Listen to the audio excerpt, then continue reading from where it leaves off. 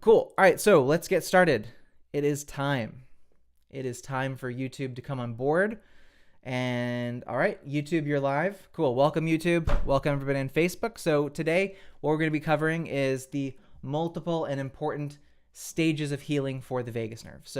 But before we do that, we always like to start off these videos with a simultaneous squeeze, which is a deep breath in, holding it, and then we're going to squeeze with our stomach, our abdomen, our chest, our diaphragm, and squeeze that blood, squeeze that oxygen up into our head.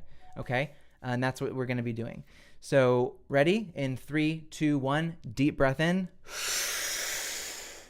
Take a little sip at the top. Hold it. And squeeze.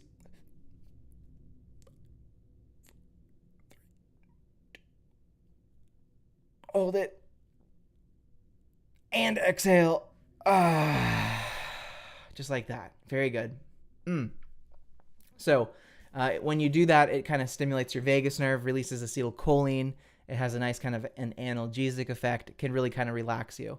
It's a great practice to do just to, again, to stimulate your vagus nerve. So sometimes we talk about what I consider to be called GLOS.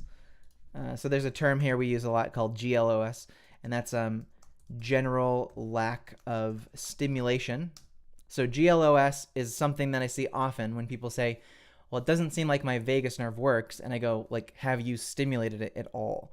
And they go, I don't know anything about that. And I'm like, okay, well, if the nerve is not working and you haven't been using it, your body is going to eat it, like literally eat it. Just like the same way if you come to me and you're like, well, my arm's been in a cast for the last 6 months and it looks really weak. I'd be like, well, why is that? It was because you didn't use the muscle. So if you don't use your vagus nerve, you don't stimulate it, then you're falling under the criteria of GLOS. So you got to be very careful to do that. You need to stimulate it. So if you come to these videos every day and you do that quick little squeeze and you get better at it, you kind of figure out the methodology, you get more skilled at it, the better off you're going to be.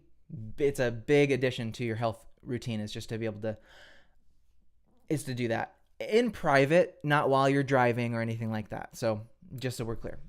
Good. Okay, so speaking of stimulation, we're going to be talking about the 3 primary stages that are going to be your natural progression when you're looking at healing the vagus nerve.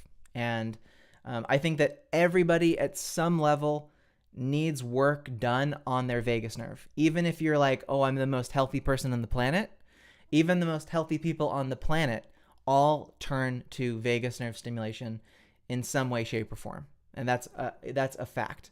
If you read the books written by, the elite athletes of the world that live today, the biggest, highest performance people, people who have made a lot of money, who do a lot of good in the world, they're all going to have that chapter in their book about what they do for their health.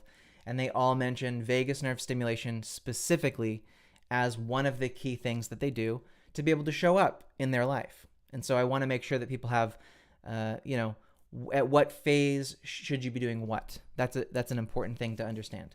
So first we're going to start with phase 1, then we're going to talk about phase 2, and then we're going to talk about phase 3.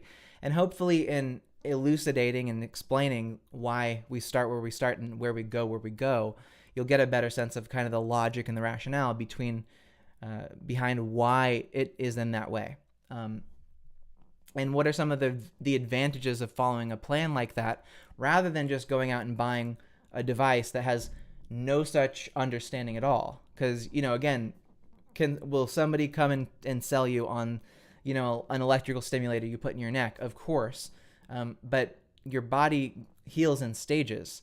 And so if you buy one device, one fix-all device, you're kind of like trying to put a square peg in a round hole.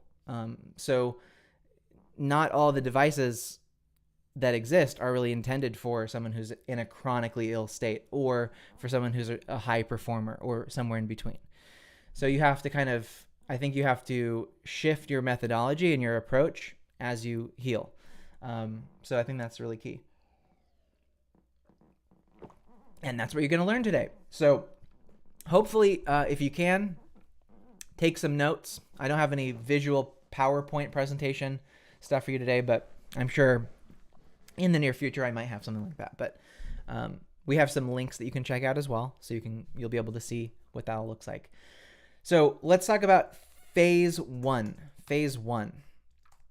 This is the foundational level of vagus healing. Okay, so phase one, and I'm going to explain it more in the context of how I do it particularly and the kinds of results that I get. Not going to give you a encyclopedic array of all the options available. All I can speak to is the methodologies that I follow, that I've developed, the ones that I use with clients, the ones that I see work. Because as a private citizen, I'm not a government employee. I'm not a spirit from another realm. I live by the rules of the material, physical planet Earth that we live on. So for me to survive in the market and to continue to exist and have people come back for more, I have to show tangible results. I don't get the option to, deny anything. I mean, I take full responsibility for the clientele that I bring on and the kind of work that we do together. So, if you guys want to know more about me and the program, I will drop the Facebook page for our program, and it's called the Vagus Nerve Program, I think is what it is. I believe that's what it is. Actually, no, I don't know if that's, is it? Hold on. I'm just trying to get yeah, that's it. So you can check we have a lot of public reviews for our program as well. We've got plenty of followers, lots of interest. We post a lot of stuff there too. So if you want kind of like some live updates and that kind of stuff, that could be a good page for you to follow as well to learn more about some of the phases when they go live. We typically allow people to enter into phases based on an interview and some intake information. We're more likely to allow people to join at phase one first rather than at phase 3 first. So we want to make sure you enter in at the right phase. We don't want you to enter into phase 3 if you're really lacking in phase 1 work. So, but yeah, so that link to that's the Vagus Nerve Stimulation Repair Program. Everything that I'm talking about today in terms of protocols is what we do inside of the program, and the program contains 3 particular distinct phases. Phase 1 is foundational. What we cover in phase 1 is the ground level of vagus nerve stimulation. This is where we put the most extreme cases of vagus nerve dysfunction through first. We want to make sure that we have a net that can catch even some of the worst cases that you've ever probably seen. We typically work with people who are at a range of different health levels, but typically what we see at phase 1 are people saying things like, no doctor that I've seen has been able to help me. I've done all the tests and nothing seemed to show anything is wrong with me, and yet I feel really, really sick. So those are some of the words that we hear oftentimes as a criteria for entry into phase 1. That's definitely a phase 1 type of client. That kind of client I wouldn't start at phase 2, and you'll see kind of why we wouldn't do that. So phase 1 is going to take on very chronic, long-term autonomic dysfunction type of clients. And what we cover in phase 1 are 4 primary criteria that we're going to look at in phase 1. What we're trying to do is build for that person a few robust, healthy, daily habits that they can show up for very easily. Because I know you don't have a lot of energy if you're have ME, CFS, chronic fatigue, brain fog. So it's impossible to load someone up with a ton of dosage of VNS and a ton of work that they need to do. So we have to find what's the simplest way we could roll out some work for these people, something that they can start doing. And the first thing, so part 1 of phase 1, the very first pillar, is going to be vagus nerve stimulation. First thing we want to do once someone comes into the door at phase 1, first thing they're going to get is a vagus nerve stimulator that's going to be shipped out to them. So we give out a VNS device to each client. which is really cool. And we talk about that specifically. We can identify that during your onboarding call once you've been in the program. Some people, we have a couple of options for VNS devices. So we want to select the best one based on you in particular, because some people know that they're very sensitive. So we don't want to give you a super high powered device that doesn't have the option to go at a much lower power. So on the scale from like 1 to 100 in terms of intensities, our programs will cover from anywhere from 1 in terms of low intensity all the way up to high intensity. But you have to be really healthy to be able to handle a large influx of vagus nerve activity. Too much vagus nerve activity when you're really, really sick can be too much. It's like almost feeling too good all at once can almost make your body think something's wrong, which is a really strange way to react to feeling good. But I have seen that before. So you do have to start with low powered stuff with low time, low intensity, low complexity as well. You can't do complex things in phase 1. So what we're really doing is getting you assigned a vagus nerve stimulator system in phase 1. Then the second component of phase 1 is that we're going to work on your physiology, your body, which means in the context of what we do, there's 2 primary areas where we want to work, especially because remember at the core of what we do in phase 1, and really at the core of I think what we do with all aspects of the vagus nerve stimulation and repair program is that we work on the vagus nerve almost not exclusively, but everything we do comes from that perspective of the vagus nerve is a top priority for each person. That's our core belief, that's our core value, and our core mission. And if we can heal the vagus nerve of a client, then that vagus nerve that they have will know all of the beautiful complexities of healing that person's body itself. I think where people get into a lot of trouble is they're trying to play God.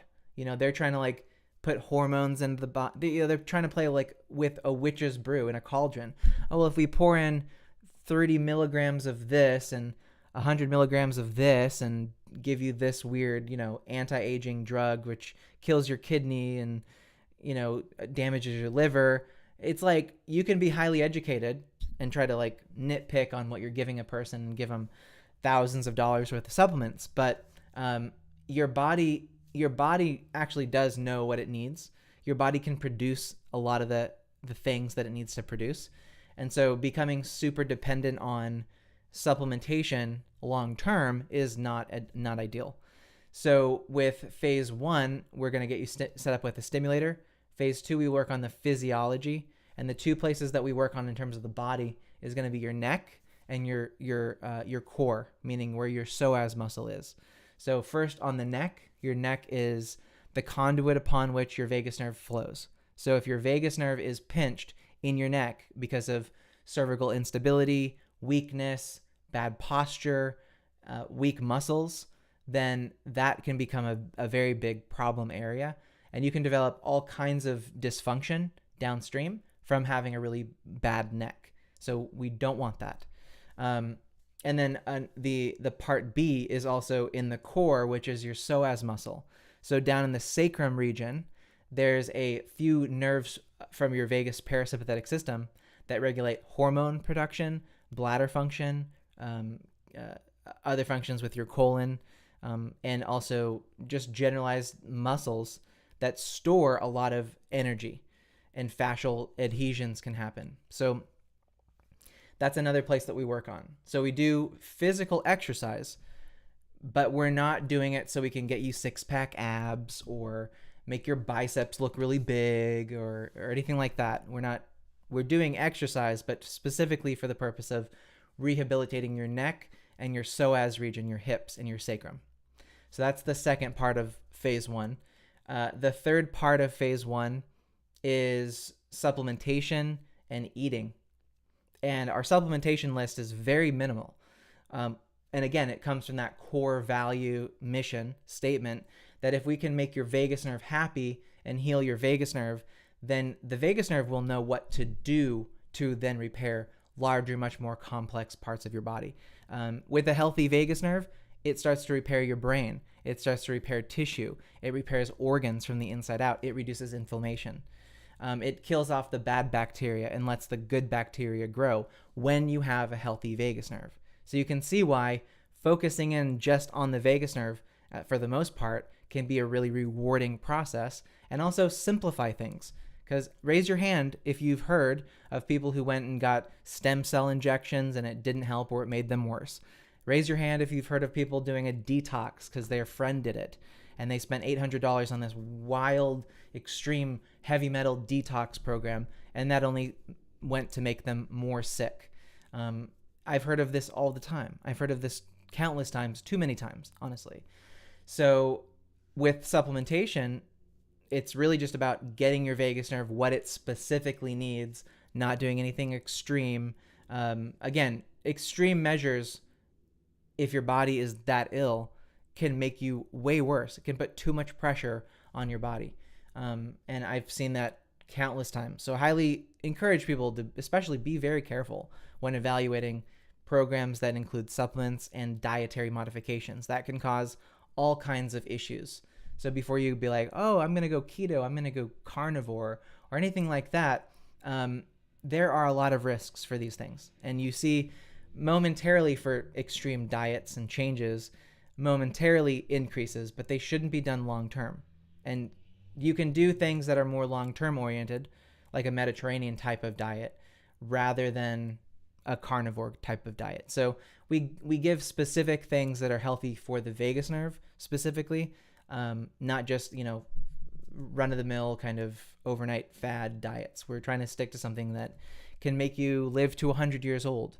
That's what our systems and processes are oriented towards. We have the directionality towards living a long, healthy life, and the precursor to that is less inflammation. So controlling for inflammation in the body is the key thing here, and that's why the vagus nerve is so important.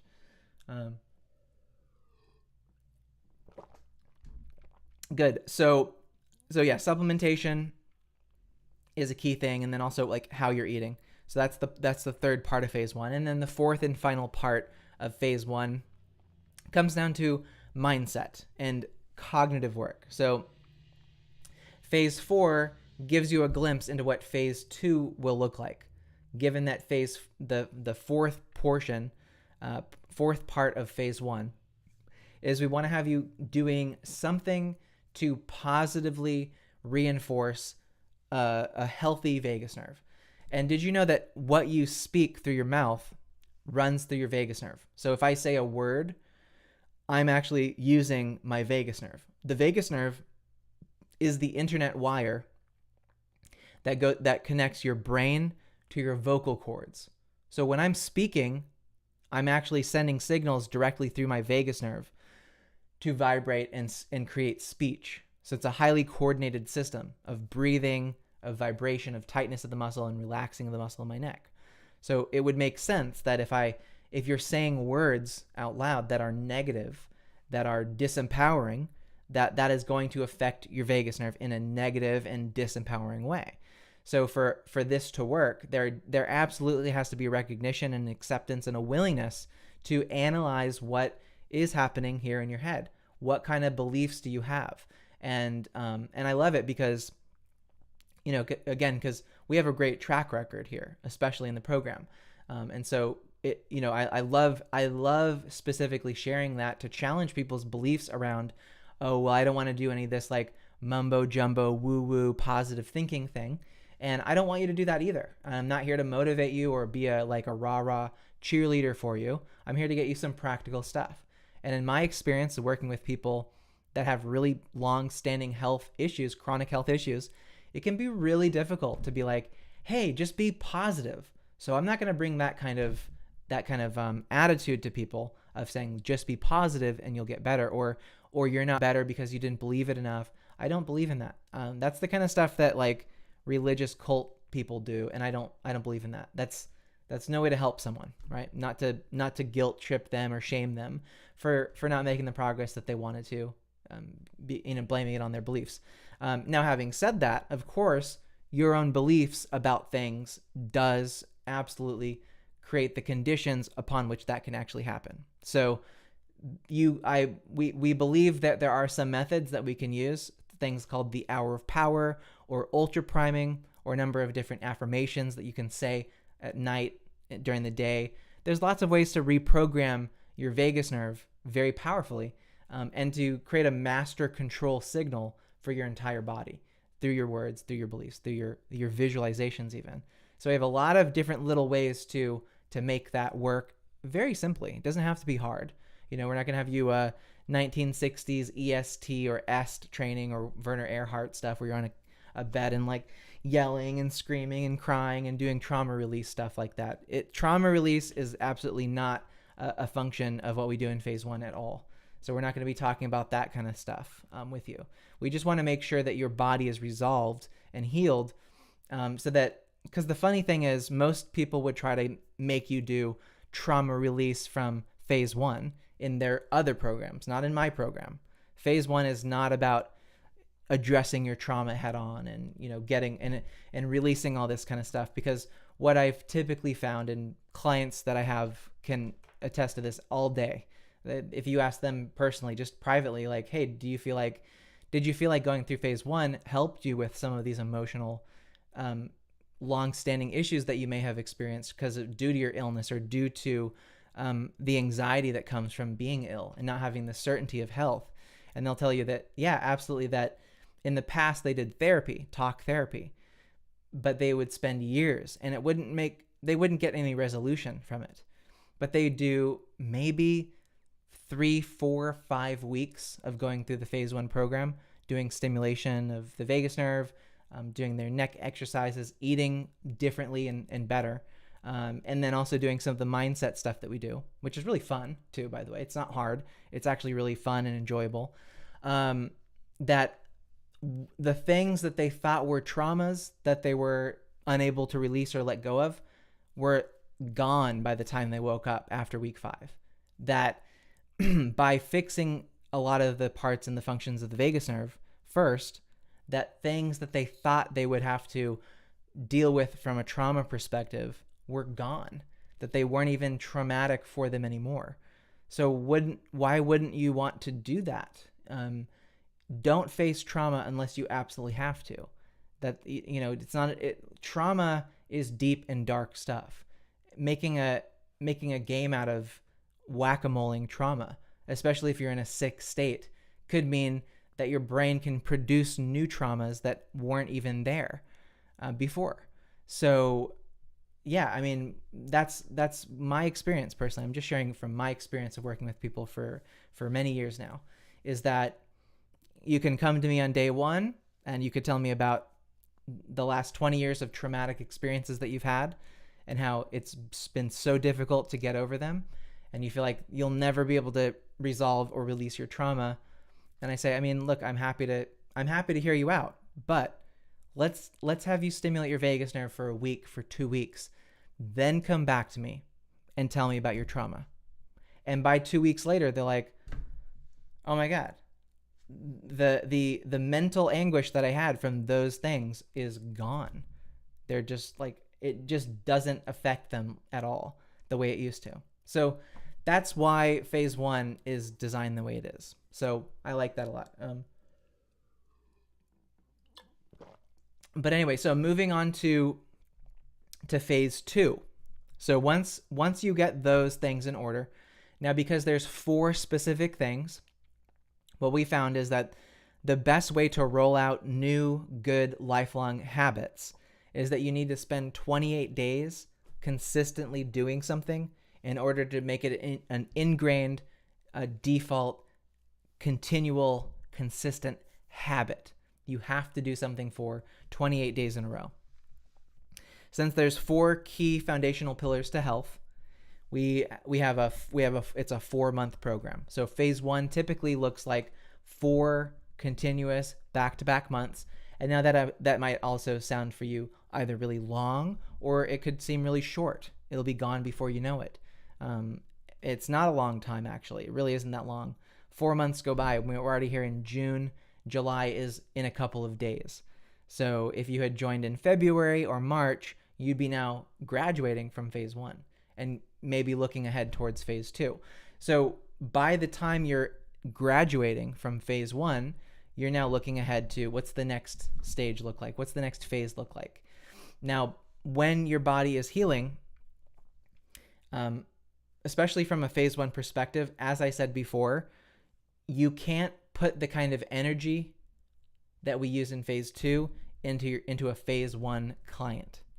So phase 2 is an upgrade from the first VNS device to a secondary, more powerful, more focused VNS device. So there's literally a shift between phase 1 and phase 2 with the equipment that we use. And you won't find that anywhere else. There's not a single thing on the market today that has that as a possibility for you to do. These are the electrical stimulation devices. There's pretty much like one device with the same range of settings for intensity, but none of those things change fundamentally. You're just kind of like turning the volume up or down. And different phases require different specificity of stimulation. And the vagus nerve also doesn't just sit in your neck. It's not just in your ear. It goes down through your rib cage. It goes all the way down to your spleen, your pancreas, your liver, to your colon, to your reproductive organs, your hormone centers as well. So you need a tool that's able to stimulate organ-specific regions to stimulate the vagus nerve in those areas. And unfortunately, with electrical stimulation, it's just not something that you can do. So the kind of tools that we have to use have to be able to go deeper into the body than what electricity can do. So phase 2 is a specific device that's like the deeper version of phase 1, where we can go deep into the organ of the spleen, which controls lymphatic cleansing for your entire body. So your macrophage cells, the ones that go out and clean your body and also produce inflammation if they detect that something's wrong, are all centered and stored in your spleen on your left side. So with our VNS tool, we're able to actually place it on the spleen and stimulate the vagus nerve in that way. And so that's one key aspect of phase 2. Now for phase 2, we're not going to rehash neck strengthening or psoas muscle release processes, or we're not going to go over your diet a whole bunch in phase 2, because ideally all you need for getting mastery over those core fundamental things should be handled by the end of phase 1. So, once you've got a good diet, I feel like you shouldn't tinker with it too much. And it shouldn't take years for you to figure out a good eating plan, like of what works for you. So we can solve that in phase 1. So phase 2, there's basically two things that we're doing in phase 2. We make it a lot simpler. The first part of phase 2 is continuing with vagus nerve stimulation at a higher intensity, at different frequencies, at different depths in the body. So we get to go even deeper into the vagus nerve through stimulation. That's a really cool project to do with people. You typically find, I just want to get the expectation out there so you guys understand why there's a phase 1 and a phase 2. Ideally, I would start everybody off with phase 2, because phase 2 has a much more powerful VNS tool that we use. It's a really cool device. It's the one that I use every day, but I also use my phase 1 device every day too, for different reasons. I would start everybody with a phase 2 program. However, the phase 2 device is so powerful that it risks overstimulation of the vagus nerve if someone really legitimately isn't ready for phase 2. And what we typically see is that when we start people with phase 2 is that it's immediately too much for their body. So that's why phase 1 uses a very low intensity VNS device that's capable of working comfortably with that person so that they're not overstimulating the vagus nerve. And also they don't experience pain from stimulation, because electrical devices can induce kind of a discomfort there. So yeah, in terms of phase 2, there's two specific places that we work on. One being going deeper. Well, I want to type this in the chat too. So we go phase 2, going deeper into the vagus nerve and working with mnemonic engrams of the brain. So that sounds like word salad, but basically what phase 2 looks at in the second component is actually mapping in your brain specific words that are connected to the vagus nerve. So remember in phase 1, I talked about the mindset work that we do. Is what are the words specifically that you're speaking from an affirmation perspective, from a belief perspective? How do you talk to yourself every day? Getting a better understanding of how words affect your brain and how words affect your vagus nerve as well is a key component. It's a small component of phase 1. In phase 2, we expand on that significantly. And we have a specific training module and modality that we use called mnemonic memory training. If you've been around for a while, you've seen me do some videos where we've demonstrated that practice. And by doing that, what we're able to do is create a map of your memory and actually have you be able to, just with words alone, to run through a specific, okay, so you know how like on a phone, like the lock screen, everybody has like a passcode that they have to put in. You know, they put like a 1932 into their phone, or maybe you have 6 digits, or maybe you have a password on your phone that you have to type in to get into your phone. So your brain works very similarly. There are certain combinations of words that you have to say in order to unlock the vagus nerve fully. And that's done with language. Your brain is, unfortunately, but fortunately, encoded in words. And a sequence of words is that password. And most people in their whole lives, they can live and die and never have any clue that there are certain sequences of words that they can say to activate a certain brain cloud that unlocks a deeper, richer aspect of their vagus nerve, which feels amazing, by the way. But you can't, what do they say? There's an old Stoic book called The Obstacle is the Way. I believe it was a quote from Marcus Aurelius, a general in the Roman army. And he talked a lot about, the process of waging war and waging a campaign and living a challenging life, a life where you do more than what is asked of you. And oftentimes you encounter lots of obstacles. Most people encounter words and language and their memory as an obstacle that they want to try and go around. They try to find, how do I circumnavigate the words and go to something else? But the words are the obstacle. Your memory is the obstacle.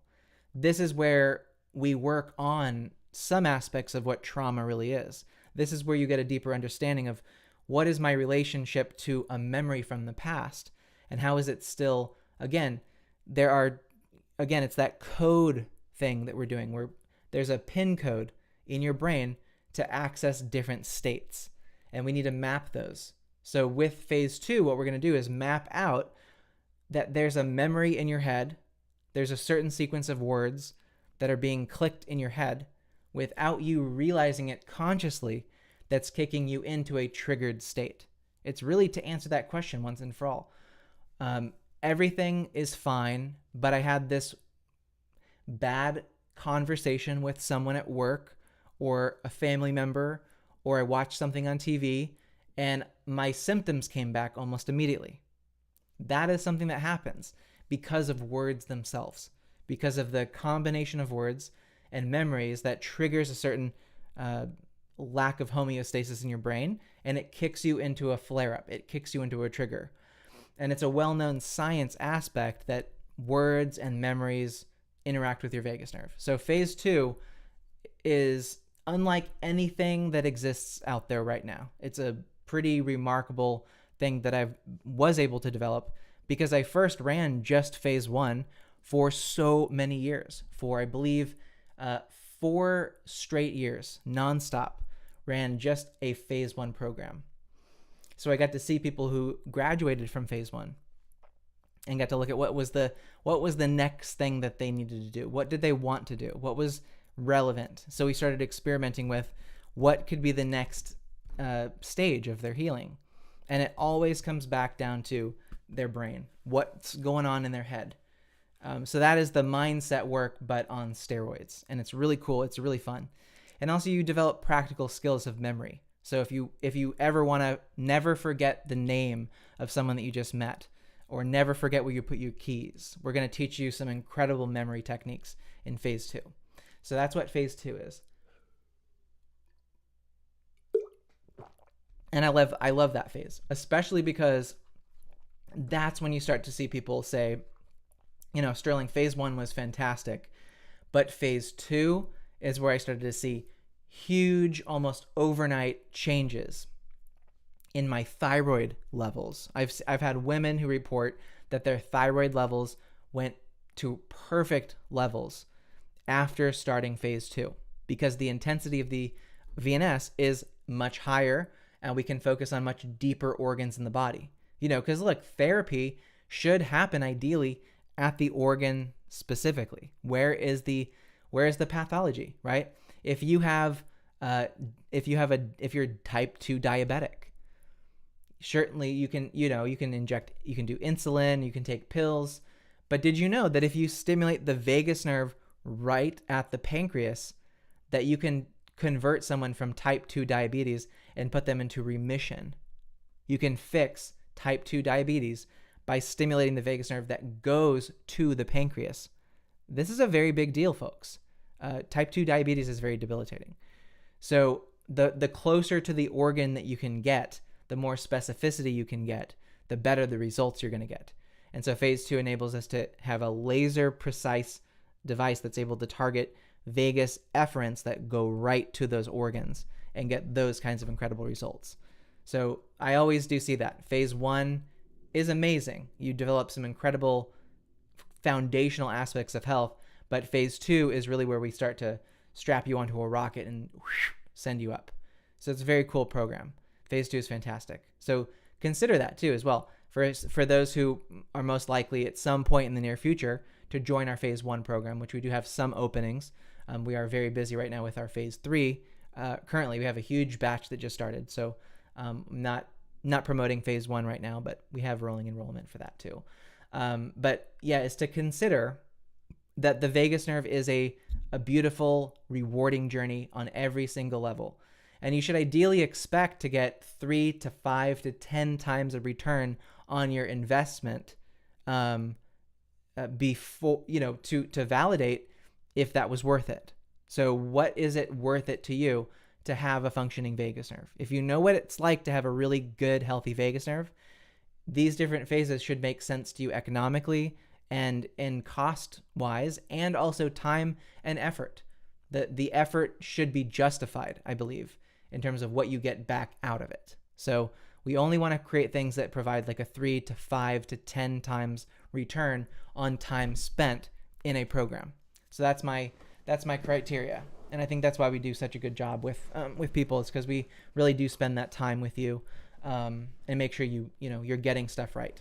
I had a client who just got back from Europe, actually. She didn't think she was going to be able to go to Europe with her daughter, but she got the tickets, and she's gone through completely all the way through phase 1. So just in 4 months of the program in phase 1, she saw these incredible results in her health, her energy. She's dealt with inflammation for many, many years. And so her inflammation levels dropped so significantly because she was able to do some organ specific targeting. And then she got back, and one thing that I talked about, again, with phase 1 is that we are going to do work on the neck. The neck is important. And I will always ask you on a coaching call, so, okay, great. So you use the VNS. What'd you notice? What can we do this week? What can we change? And then I asked, okay, so, and how about your neck? And she's like, oh, I haven't really gotten to it. And neck is really important. I will harp on that a lot.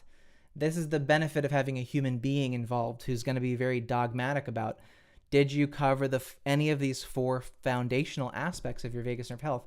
Because if you neglect it, and if you neglect your neck, the only direction is down, and the only direction is deterioration of your neck. And more deterioration of your neck equals more compression on your vagus nerve. So I asked her, I was like, hey, so, have you taken action on the red ball? Have you gotten that? Have you started doing neck strengthening or neck rehabilitation or mobilization? And she's like, no, I haven't. I've been so busy, been spending so much money. And I was like, okay, well, here's what I'm going to do. I just reminded her again how absolutely important it was to do this. And so I said, okay, well, look here. The specific tool we recommend in the program costs like $9 it's an inflatable red ball. You put it up against the wall and you start pressing into it to activate and strengthen these muscles. And it feels really good. It relieves neck pain. Would you believe it that strengthening the muscles in your neck actually can relieve lifelong neck pain? It's very true. So I said, don't worry about it. I know you're busy. So I went and I actually purchased it for her. So it's literally arriving today. So I had that conversation yesterday. And right after our call, I was like, boom, ordered it, sent it to her. How many other programs are you going to be in where the coach is going to actually go and buy a specific tool that you are not so sure you need? When I know what's best for your vagus nerve, for your neck. So that's another benefit of being in a program with a human being who understands and can empathize with how bad it can be and how much you can get thrown off of your game with life and the uncertainty and age and all that kind of stuff. So, so cool. So that's phase 2. We're going to get into phase 3 in a second. Got to stay hydrated, folks. It's getting hotter and hotter. I'm spending a lot more time out in the sun and not realizing how much it dehydrates you. So we got to keep on drinking water. So once you go through phase 2, by the time you're in phase 2, your health is looking really good. Really, really good. Now, the natural next step after phase 2 is once you get all of these organs working and coordinated, you actually get to use VNS a lot less. You don't need to use vagus nerve stimulation as much a few months out from phase 2 as you did on day 1. So your time of using VNS can reduce significantly. So it might be as much as, 2-minute stimulation once per day covers you like what 10 minutes of stimulation would do before. So the next step is where I see a lot of people wanting to go is to really deeply embody that relaxation response. So we're gonna write this here in the chat. So phase 3 is mindfulness and the present moment through vagus nerve activation and synchronization. So phase 3 is a program designed and developed with mindfulness and the present moment relaxation in mind. Because if you, this is why it's in phases like this, because just imagine the alternative. Let's imagine that someone signed up for a meditation program too soon, maybe a few months after quitting a benzodiazepine, for instance. I don't know if anybody of you know. Raise your hand at home if you know or have met someone or heard stories about people who were put on a benzodiazepine drug and then quit it cold turkey, and then it totally messed up their health, messed up their brain, messed up their body. Put a yes in the chat, actually. I just want to get some participation here, too. Put a yes if you've seen or heard about some of the extremely debilitating effects that can come from benzodiazepine withdrawal symptoms. I would just want to see, who's still here, who's paying attention. So I'll wait for that. Put a 1 in the chat or a yes. Or maybe you put no, I didn't know that. That's interesting. So go ahead. Yep. Okay, cool. Okay, so yeah, Charlene. So yes, so you've seen that. We have lots of people in our program who've had that happen to them. It's very, very common. It's very scary. So if you are, just as an aside, it's worth saying this. If you are being asked by your doctor to try benzodiazepines, I would wholly encourage you to do anything possible to not do that, given the side effects that can happen from that. Can really be debilitating. Quickly getting off of benzodiazepine can just zap your neurons. So it's not good. Okay, so yeah, so Mar, no, you haven't. Jennifer, not aware. TK, you've heard stories, yes. So there's lots of horror stories out there. So anyway, the reason I'm bringing that up is just to ask you, since we do have what is called a phase 3 program, and phase 3 is a beautiful mindfulness, present moment meditation program that provides yet again another third vagus nerve stimulation device. And this one's miniaturized, and it fits in your ear, and it stimulates your concha very gently. No electricity though. There's no electricity being put in there. So you don't feel any pain like these other in-ear. Anything that's electrical is going to feel pain. The way that we do it, the type of technology that we use, has no pain involved with stimulating. So phase 3, it's meditation, it's being calm, it's sitting down with your inner mind and inner dialogue after you've mapped it in the phase 2 program. So if you've gone through phase 2, you've mapped your mind, meditation becomes extremely easy to do because you can see your brain unfolding step by step. And you can actually see that there are routines and patterns that like to unlock your stress triggers a lot. So meditation is a way to reflect on the mind, the process of the mind, to see what's happening, and to intervene with present moment awareness before your brain can trigger yourself. And also then to be more consciously regulating your body and your mind so that you can start unlocking the states of parasympathetic bliss, of flow, of being in the zone, being in that mode where you're like totally unleashed, where there's no inner resistance to what you're doing in the moment. You just go, I'm fully in, I'm committed, I am the operator of my own life. That's what phase 3 gets you. But imagine for a moment, if all that sounds pretty good, right? Like nod your head at home if you're like, yeah, that actually does sound like kind of a nice thing. Sounds really pleasant. But what if I had someone who was a benzodiazepine withdrawal victim that was told by their doctor, well, I think you can quit benzos or whatever, or maybe they didn't get their prescription refilled. Just a few weeks of not taking a benzodiazepine from a full dose can zap your brain and put you into a state of a waking nightmare. That is the type of client who cannot start in phase 3. They can't. There's no way that somebody who's a benzodiazepine taper victim who got hurt from that drug could ever sit down for more than 5 minutes. And I couldn't ask them to just sit with your body, sit with your thoughts. It's going to be too painful for them. So you can't do phase 3 at that level. That's the kind of person that needs to start at phase 1, and they need to start at a very low intensity with VNS. They can't even do phase 2 because again, phase 2 is going to be too much for them. But when I was a kid, I learned how to play t-ball, which is like softball or baseball, but you have the ball on a rubber cone and you hit it. So nobody's pitching the ball to you. So it's like a t-ball thing. And you hit it and the ball flies and you run to your base and all that kind of stuff. You know how that works. But one thing that my coach taught me was the idea of follow through. So when you have, let's say that this is the ball right here, this pop screen from Rode. That's the ball. I've got a bat in my hand. And if I go and I just like hit it and I stop, what's going to happen is that the ball is just going to fall a little bit off the t-ball, off of the stand. He said, if you want to hit the ball properly, you have to swing all the way through it, and the bat has to end up on the opposite shoulder, like this. So you hit it, boom, and you go all the way through it, and then the bat ends up on the other shoulder. So from here, swing through, over here.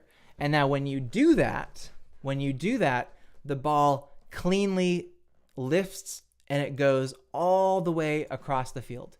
And then you make a, home run kind of play.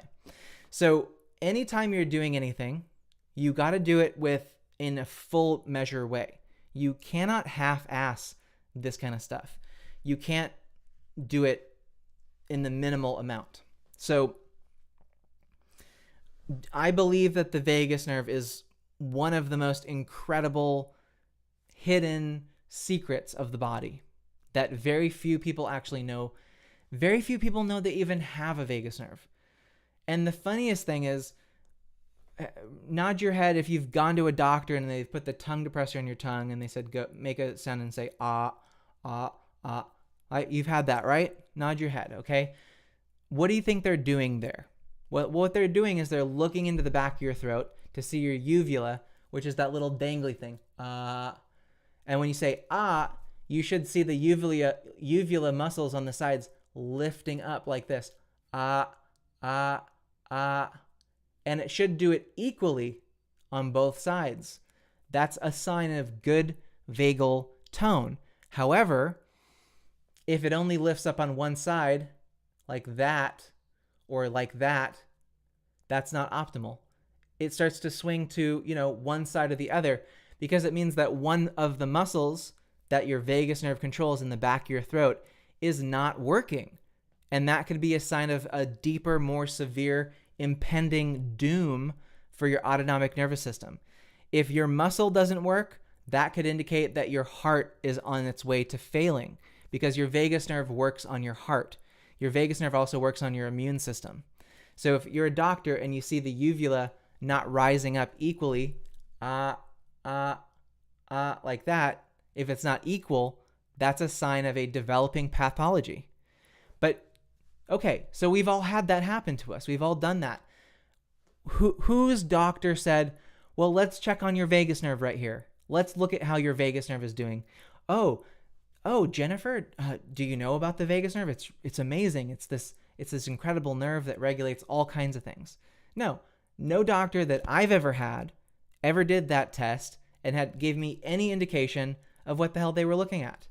Right? Also, when they check your pupils and they put a flashlight in there and it dilates and it expands and it constricts, that's also innervated by parasympathetic adjacent neurons that are the sisters of your vagus nerve.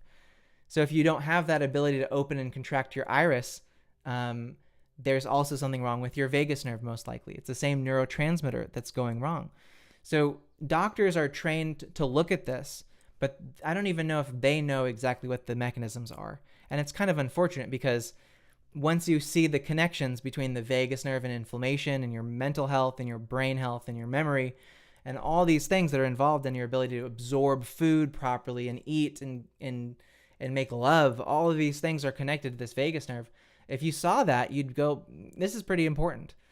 And maybe it's not something that I want to just do for 4 months and then go back to my normal life. Maybe for some people, they want to be like, this sounds like a very rewarding journey to go on. So anyway, I want to invite all those who are interested as well to, again, at some point in time in the near future, to legitimately consider going through our phase 1 program to start to explore and lay down the groundwork for how do you get from phase 1 to phase 2 to phase 3. And then ultimately we do have a phase 4 that's in development right now, which is really cool. And those are in-person retreats that we do around the world. And there's a lot of stuff we do there too, as well, with stimulation of the brain in the centers where your vagus nerve goes, like the ego center in your brain. But anyway, so phase 3, as I said, is a mindfulness meditation program that uses VNS, it is ultrasound, also on the ear to stimulate your vagus nerve powerfully and immediately put you into a very beautiful, relaxed, meditative state. Like, it just skips over what most people would have to spend years and years and years of daily meditation just to be able to get to a place where they can sit down and not have their brain just chattering to them all the time. But when you do VNS in the way that we do in phase 3, it skips over 3 years of work. You're just there. It's just an instant button and you're there. Then when you sit down and you meditate, you actually finally get to enjoy it for once, like instantly.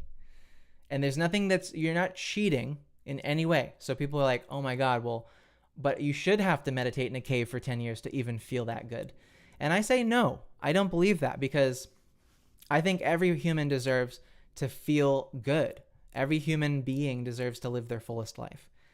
And if we can find some technique or some methodology or some tool or some little, like a small nerve in the body that most people don't know about that can get you access to some incredible states of consciousness, states of being, of flow, of focus, of just, again, being fully 100% committed to live in your own life and to be in your own zone and to do everything that you can with what you've got. If there were something that you could just put in your ear and stimulate your vagus nerve with, sure, yeah, you're not going to have to spend 10 years in a cave to become enlightened. Maybe you could become enlightened in 3 months. And that's possible with the technology we have. So that's what phase 3 is. But like I said, phase 3 is not where I would start most people. Very few I would start at phase 3.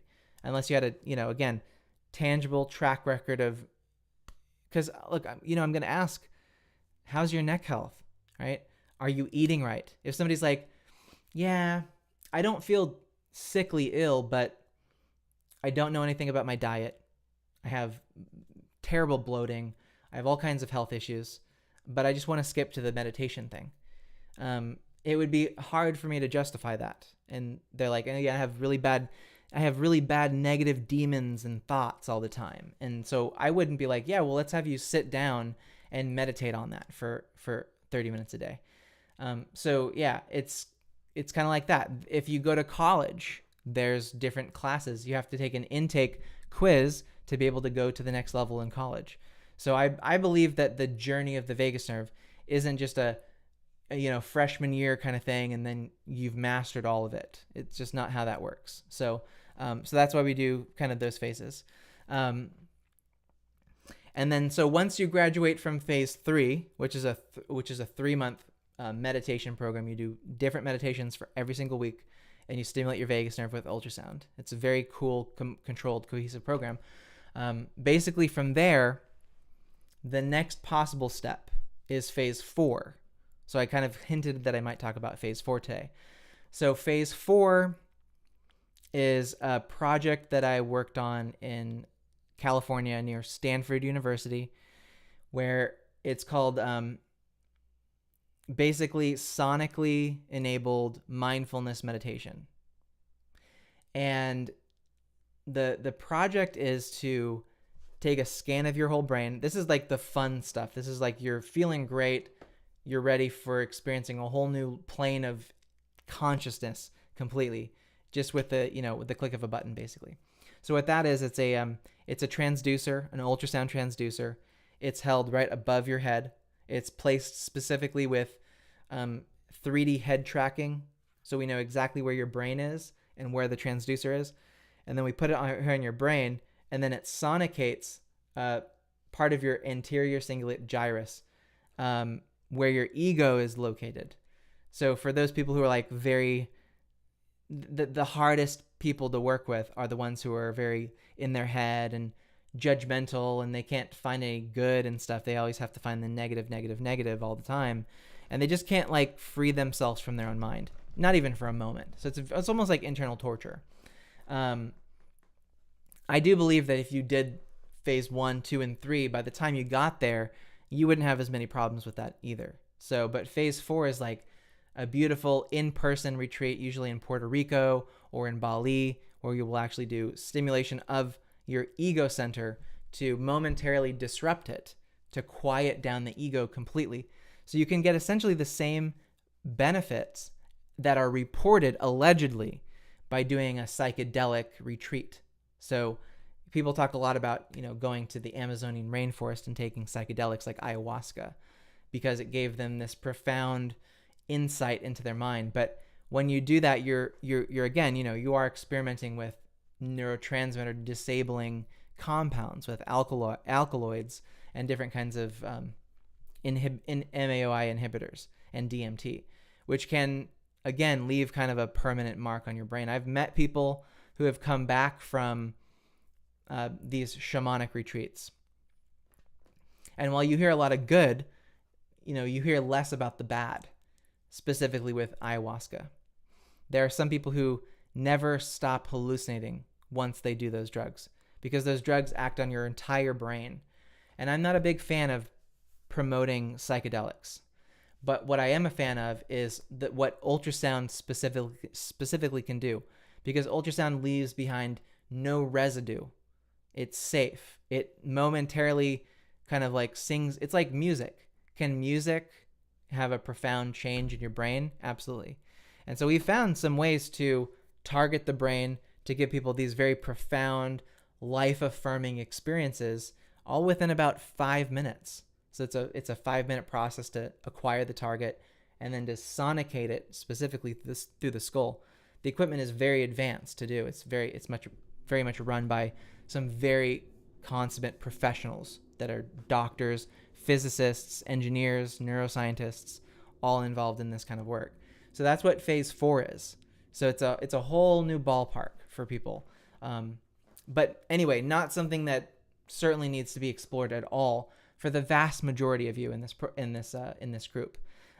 So anyway, I like to get people kind of an idea of what are the follow through aspects of working with your vagus nerve, because it's not just bunting. It's not just like hitting it and going, okay, now what do I do?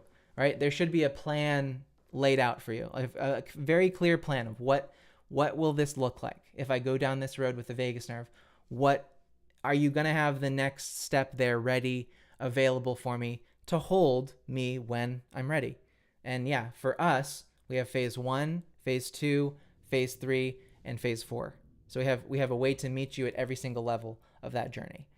And I think hopefully I've done a good job of explaining the rationale behind why you would start with foundational health habits, then work on deeper stimulation targets with more intensity while doing brain mapping.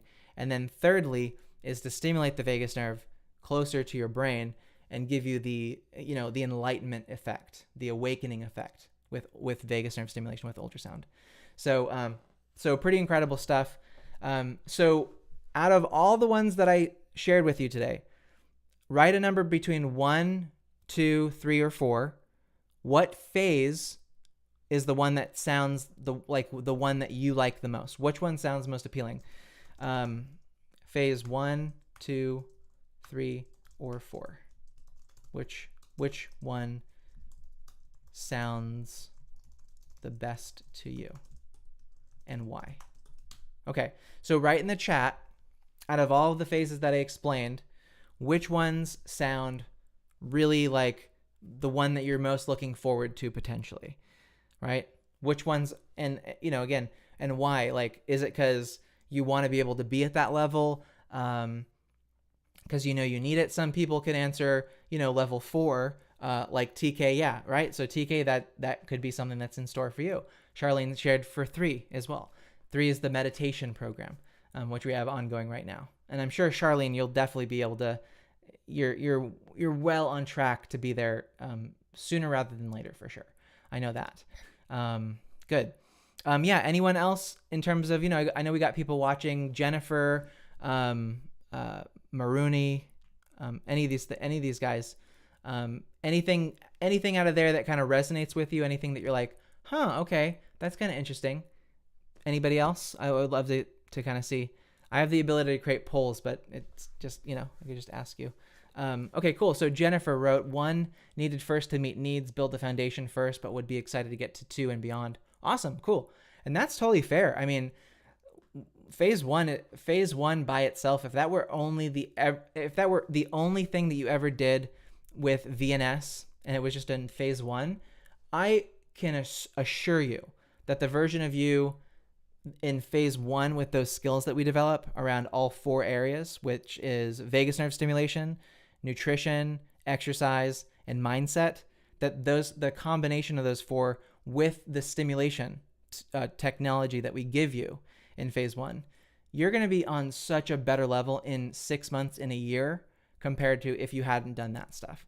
And because it's all built synergistically, it's kind of like, why do people love Mac products, like Apple products, right? So if you think of like an Apple iPhone or a MacBook Pro, the reason that those things come at such a premium is because the software and the hardware are all designed together under the same roof. They're designed to work together. Whereas if you look at like a Microsoft product, Microsoft, generally speaking, used to only make software. And then they had to rely on other companies like Dell or HP to make the hardware. So these are completely separate companies developing technology and software separately in a silo and then trying to bring them together. And you always get these like kind of interference friction issues with combining things from two different houses. So, again, I think you could probably go mix and match. You could get a pulsetto online and then do polyvagal theory, and then you could do a weight loss program online. But none of these things are going to have that cohesion between them. They can work, but also, again, it's funny. There are certain types of ways to think about your time and your frustration levels that make it justifiable to sometimes spend a little bit more than you think you should to get something that's a all-in-one. Because if you bought an old like Microsoft PC on hardware that had drivers issues, do you guys remember driver issues? This software needs a driver to be installed on the website. That's maybe hours of frustration for you. What is your time and what is your life worth to say, it'd be nice if this was all just kind of handled for me. If there was just kind of it was under one roof, it was just a cohesive thing that was all designed with me as the customer, as the client in mind for my personal experience, so that it's something that I can just show up for and not have to be all in this like frantic state. That is certainly the benefit to finding some program. If it's my program, that's great. If it's another program that does all of that in one, that's great. That's the model that I support. And it's hard to find people like me. And I certainly can assure you that we are working to train new coaches out there to implement more cohesive care plans for people that are all inclusive, that include VNS and exercise and nutrition and mindset. Because I think that there needs to be more like me that can provide that kind of service to people. So certainly, I definitely resonate with that, and I think, I absolutely believe that in the near future, there will be a lot more people like me. But for the time being, unfortunately, I'm one of the rare few individuals who thinks in that kind of way. That you should have the tool, but you should be looking at foundational skills that are win-win-win across the board, right? So yeah, cool. And then Jennifer, you wrote, also love what you said about huge overnight changes at Oregon Level 2. Yeah, I literally just got off the couple coaching calls with a bunch of phase 2 clients this week, and one specifically said that within a week of starting phase 2, because she had done phase 3, or no, she did phase 1 first. She just started phase 2 about a month and a half ago, but she noticed that she wasn't able to gain weight. She was underweight. When she started doing that organ-specific stimulation at the spleen, but also on her pancreas, where your digestive enzymes are produced, she noticed that she was now able to get on the weight that she wanted, but she was no longer having to take all that magnesium that she had to take before to have a bowel movement. So she was naturally absorbing magnesium from the food that she was eating. So something about phase 2, that increase in that energy and the organ-specific targeting, I'm not kidding. It does have the ability to fix things really, really well. And then again, also, my little citation there is also that some people might say, well, why don't I just start at phase 2? The reason I don't start people at phase 2 specifically is because, again, phase 1 covers foundational first skills to make this all work. Phase 2 also is a much higher ultrasound, it's a much higher powered VNS device. So somebody who's in phase 1 who's especially sensitive, you have to build their vagus nerve up to be able to receive it. But you can do that. You can absolutely adjust the body to be able to take more power in. So that's kind of the thinking there. But yeah, I like all the phases. I've done phase 1 the most, for sure. We always started just at phase 1. Phase 2 is about 2 years old. Phase 3 is about, I'd say, 3 or 4 months young, but it's been in development for years, actually. Just thought we actually had to custom design hardware that could shrink ultrasound into a little hearing piece that goes on your concha. So that's been in development since 2019. So it's been 4 years of development to be able to come up with our phase 3 and actually have that as a product that people can get in a program. So cool.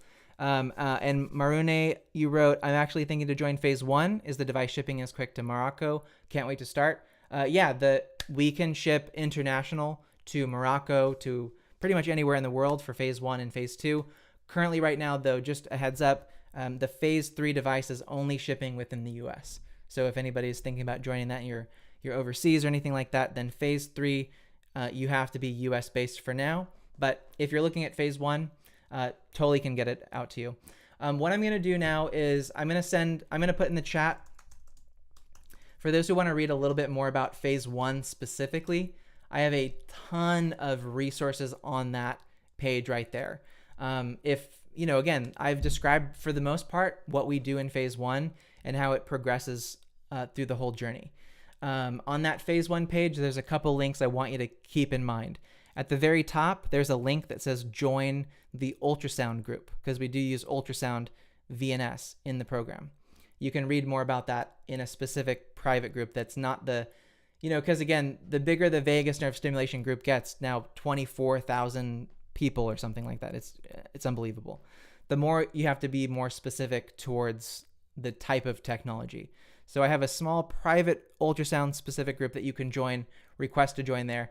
If you want to share your phone number, we can send you text message updates on the program as well. So you can just fill out an application to join that ultrasound group. You do need to fill out an application to join that. And it's a free group, but you just need to, again, share why you're joining, what you're looking for specifically. Then in the middle of the page, there's videos that will explain, again, what phase 1 is specifically, with visuals and pictures, and it's a PowerPoint presentation.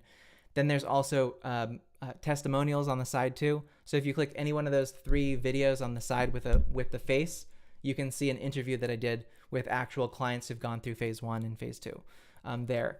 And then what else? And then if you scroll down a little bit further, there's a little link to a PDF it's a picture of an iPad, and there's a little PDF that you can click and open on Canva, and it's got to be some 16 pages long of tons of information, more and more about all that we're doing. So there's, I think, plenty of stuff to go and read, plenty of stuff to go learn about. And then you can also scroll down a little bit further and read about me. My bio is also on that page too. So if you want to learn, who is this Sterling guy? How did he get here?